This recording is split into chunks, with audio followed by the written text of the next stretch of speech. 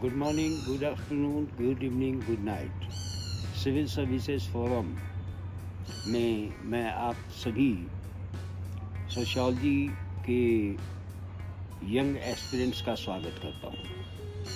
Friends, sociology के first unit और second unit के संदर्भ में हमने अभी तक 8 एपिसोड तक चर्चा की है। उसमें मैंने सोशियोलॉजी के कॉन्सेप्चुअल डेवलपमेंटल जो डायमेंशंस हैं उस डायमेंशंस की व्याख्या की है। इसके अलावा उसके इमर्जेंस और उसके डेफिनेशनल पर्सपेक्टिव को मैंने दिखाने का प्रयास किया है। हमने आप लोगों के बीच में sociology is the science of holistic events which occurred in the society की भी चर्चा की है। इसके साथ ही सोशियोलॉजी सोशल रिलेशनशिप पर वैज्ञानिक ढंग से अध्ययन करने को कैसे करता है, इस पर भी चर्चा की है। अर्थात समाजशास्त्र वर्तमान और पास्ट फिनोमेना का कैसे अध्ययन एंथ्रोपोलॉजी और हिस्ट्री के साथ मिलकर के करता है, इसके बारे में भी हमने जब डिफरेंट सोशल साइंस और ह्यूमैनिटी साइंस के साथ सोशियोलॉजी के रिलेशनशिप को डेवलप किया और चर्चा आप लोगों के बीच में की है, तो वह उसकी भी चर्चा हुई है। चाहे प्रोफेसर आर.एस. शर्मा की बात हो या प्रोफेसर बिपिन चंद्रा की बात हो या प्रोफेसर इरफान हबीब की बात हो या प्रोफेसर ए.आर. देसाई की बात हो या जी.एस. घोरिये साहब की बात हो या पार्सोनियन और आर.के. मर्टन्स अप्रोच की बात हो, ये सारी चर्चाएं हमारी और परिचर्चाएं आपके बीच में थोड़ी बहुत हुई हैं। आगे जब मैं थ्योरेटिकल पर्सपेक्टिव में आऊँगा तो इस पर पूरी चर्चा हो रही है। जो एक शॉर्ट वीडियो मैंने भेजी है उसमें स्पष्ट रूप से हमने कहा है कि जो अब थ्योरेटिकल पर्सपेक्टिव पर मैं आप लोगों के बीच में आ रहा हूँ, उसमें इवोल्यूशनरी अप्रोच क्या है, जो सोशियोलॉजी ही नहीं सोशल साइंस का पहला स्कूल माना जाता है, और वह स्कूल जो है वह कैसे एम्पिरिकल है, प्रैक्टिकल है, क्वालिटेटिव ओरिएंटेड है, उससे कैसे एक्सपेरिमेंटल मेथड के माध्यम से हम लोग कार्य करते हैं, डाटा का कलेक्शन कैसे होता है, डर्कहाइमियन सोशियोलॉजी कैसे डेवलप कर रही है, इन सारी चीज़ों की हम चर्चा करेंगे। इसमें इसके बाद हम न्यू इवोल्यूशनरी स्कूल और मार्क्सियन स्कूल के बारे में चर्चा करेंगे। तो आपको सिविल सर्विस के लिए जितनी आवश्यकता है उतनी मैटर आप लोगों के बीच में मैं पहुंचाऊंगा और पहुंचा रहा हूं।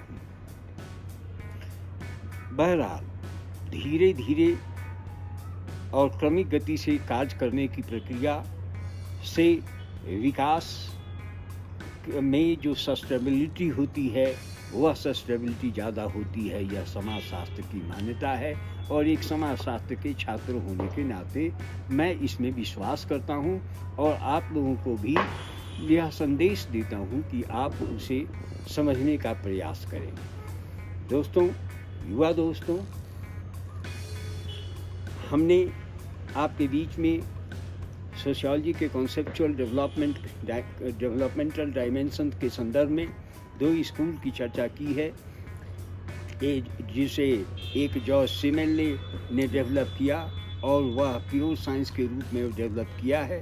तो वह सोशियोलॉजी को कैसे एक यूनिक और प्योर साइंस के रूप में देखता है और जो मौलिक रूप से जो व्यक्तिवादी पर्सपेक्टिव से हट करके एक हॉलिस्टिक पर्सपेक्टिव को डेवलप करने का जो प्रयास अगस्त कुंभ के द्वारा किया गया है, उसके बारे में भी हल्की सी चर्चा की है।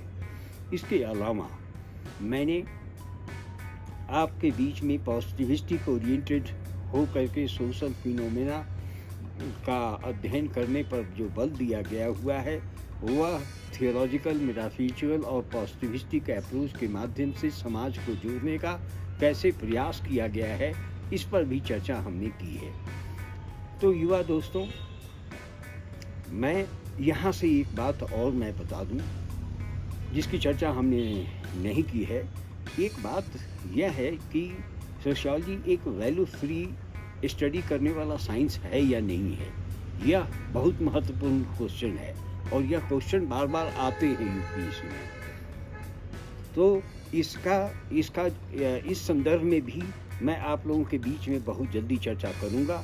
लेकिन सोशियोलॉजी वैल्यू फ्री स्टडी करता है या नहीं, यह हम दो पर्सपेक्टिव के माध्यम से देखेंगे। एक पीटरिन सोरोकिन का जो सिंथेटिक स्कूल है जिसकी चर्चा वो करते हैं कि वह सिंथेसिस है डिफरेंट सोशल साइंस और ह्यूमैनिटी साइंस का, वो उस पर भी वो उसका भी सहारा लेंगे। और दूसरा जो प्योर साइंस के रूप में डेवलप किया है जॉर्ज सिमेल ने, वीरकांत ने, वार्ड ने और डिफरेंट लोगों सोशल साइंटिस्ट ने, उस पर भी चर्चा करेंगे। समाज शास्त्र में दो धाराएं बहुत तीव्र गति से आगे बढ़ी थी प्रारंभिक दौर में। एक धारा है जो इंडिविजुअलिज्म को काफ़ी अधिक महत्व देता है, जिसमें हर्बर्ट स्पेंसर का नाम व्यापक रूप से लिया जाता है। हालांकि वह विकासीय चिंतक के रूप में समाजशास्त्र को समाजशास्त्र की एक नई तस्वीर पूरी दुनिया के सामने में खींच करके रखी है। लेकिन उनसे अलग हट करके अगस्त कुम्ट व्यक्तिवादी विचारधारा से अलग हट करके वो विरोधी थे उसके, वो एंटागोनिस्टिक अप्रोच था। वो एक दूसरे इंडिविजुअलिज्म के एनिमी के रूप में देखे जाते हैं और कलेक्टिविटी में बिलीव करने वाले हैं। तो यहाँ पर अगस्त कुम्ट जो हैं डर्कहाइमन सोशियोलॉजी के बहुत नज़दीक में जाकर के बैठते हैं। तो इसलिए जो है आप आगे जब हम चर्चा करेंगे स्ट्रक्चरल फंक्शनल स्कूल या डिफरेंट सिंबॉलिक इंटरैक्शनिज्म, हालांकि आप लोगों के सिलेबस में वो नहीं है, लेकिन सिलेबस में हो या न हो, सोशियोलॉजी का होलिस्टिक स्टडी करना हमारी और आपकी जिम्मेदारी बनती है। क्योंकि समाज को जोड़ने के लिए, समाज में प्रकार्यात्मकता लाने के लिए ये बहुत ज़रूरी है। मैं मानता हूँ कि आप एक ब्यूरोक्रेट बनने जा रहे हैं और ब्यूरोक्रेट जो है उसकी मानसिकता जो है वह सामूहिकता का बोझ लेकर के कैसे आगे बढ़ता है, इस पर भी हम लोग चर्चा करेंगे। जैसे ब्यूरोक्रेसी में दो पर्सपेक्टिव बहुत इम्पॉर्टेंट हैं। एक पर्सपेक्टिव वेबेरियन पर्सपेक्टिव है, दूसरा पर्सपेक्टिव जो है वह मार्क्सियन पर्सपेक्टिव है। वेबेरियन पर्सपेक्टिव जो है वह फंक्शनल पर्सपेक्टिव के रूप में या एक्शनल पर्सपेक्टिव के रूप में हम लोग विश्लेषित करते हैं, जबकि इसी धारा को जब मार्क्सवादी चिंतन के माध्यम से देखते हैं तो यह कैसे रेड टेपिज्म के रूप में इसको डेवलप किया गया है। इन सारी चीज़ों की चर्चा, इन सारी परिचर्चाएँ हमारे और आपके बीच में होंगी। आप इसे देखते रहें। हमने अभी तक जो आप लोगों के बीच में सोशल रिलेशनशिप और सोशल इंटरेक्शन, सोशल ग्रुप का कैसे साइंटिफिक और एम्पिरिकल और रेशनल स्टडी करने का दूसरा नाम जो है सोशियोलॉजी है, वो उसकी चर्चा की है।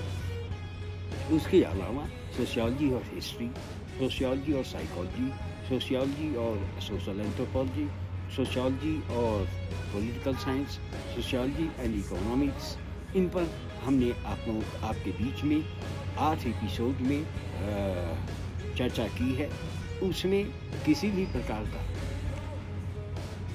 प्रकार का सवाल आपके मन में उभर करके आता है तो आप मेरे उस